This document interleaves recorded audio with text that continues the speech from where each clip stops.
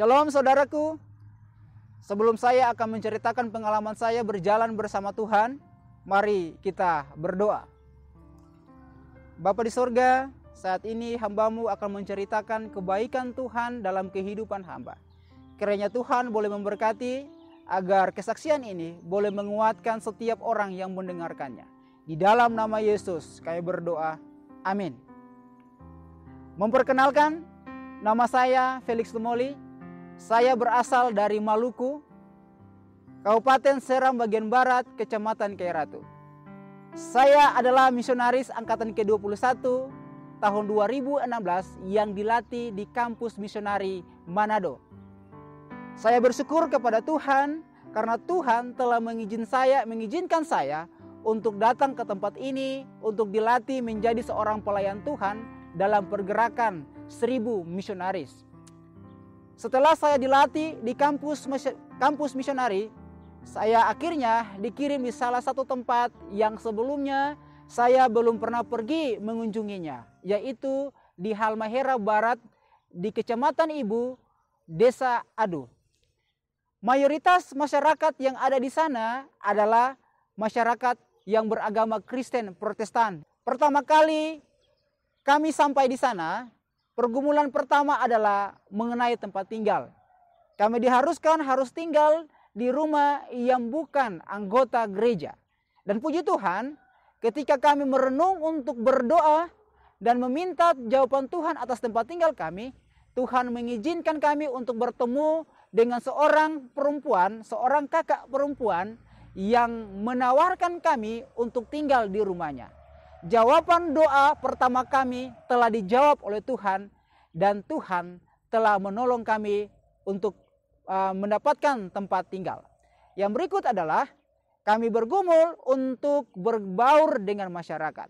Suatu ketika kami diizinkan Tuhan untuk pergi mengunjungi rumah-rumah yang ada di Desa Adu tersebut. Dan kami menemukan ada satu bapak yang sedang sakit. Dan kami berkomitmen untuk pergi mengunjungi bapak ini dan memberikan obat kepada beliau. Kami mendapatkan sarana kesehatan dari kampus hanya dengan menggunakan tensi dan juga charcoal.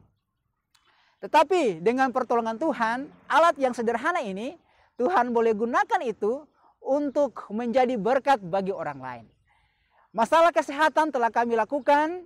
Dan yang masalah berikut adalah kami harus mengabarkan Injil ini kepada semua masyarakat yang ada di desa tersebut. Singkat cerita, kami pergi untuk mengunjungi bapak yang sakit mata ini. Tetapi tiba-tiba ketika cuaca pada saat itu sangat cerah, kami bertemu dengan sekelompok kecil orang yang ada di tempat di mana mereka suka berkumpul.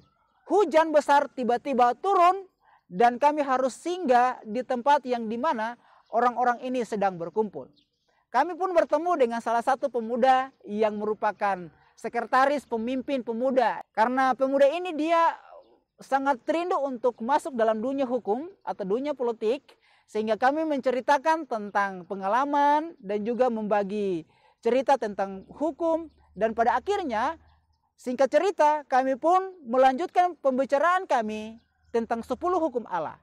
Cerita itu berlangsung lama sampai hujan itu berhenti dan anak muda ini mengundang kami untuk bergabung di dalam kelompok kecil yang telah dibangun.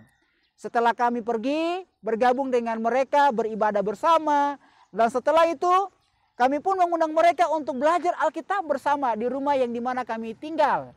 Dan puji Tuhan, mereka sangat tertarik dengan apa yang kami katakan kepada mereka. Singkat cerita, kelompok kecil ini pun dibentuk. Kami pun belajar bersama, sharing bersama, dan pelajaran yang kami belajar bersama adalah tentang 28 doktrin. Dan kami sharing bersama, meminta tanggapan dari mereka, dan juga mereka pun menanyakan pertanyaan kepada kami.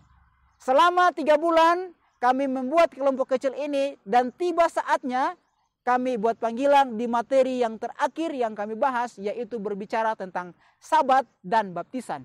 Puji Tuhan, ada satu wanita yang memiliki jiwa yang sangat berani dan memiliki pemikiran yang luas menerima akan kebenaran yang telah disampaikan dalam kelompok kecil ini. Dan 1 minggu kemudian dari penutupan kelompok kecil itu, pemudi ini dia memilih untuk menerima Yesus sebagai juru selamat pribadinya dalam mengikuti upacara baptisan. Kelompok kecil kami itu telah selesai dan ada 1 jiwa yang dimenangkan dan ada 1 jiwa pun yang memiliki komitmen tetapi belum berkesempatan untuk menerima Yesus sebagai juru selamat pribadinya. Masalah baru telah tiba. Ketika anak ini menerima kebenaran Tuhan, keluarganya mencoba untuk menghentikannya dan kami pun menerima dampak dari pemberontakan mereka. Kami pun dituntun untuk pergi ke pastori dan disidang oleh pendeta jemaat dengan majelis jemaat bahkan masyarakat yang ada di sekitarnya.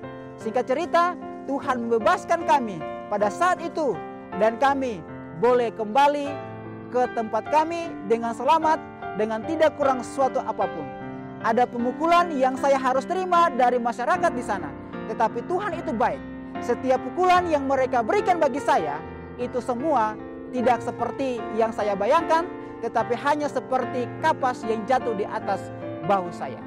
Ayat yang ingin saya sampaikan pada saat ini adalah Ulangan 31 ayat 8. Sebab Tuhan, Ia sendiri akan berjalan di depanmu, Dia sendiri akan menyertai engkau, Dia tidak akan membiarkan engkau dan tidak akan meninggalkan engkau. Janganlah takut dan janganlah patah hati. Mari kita berdoa.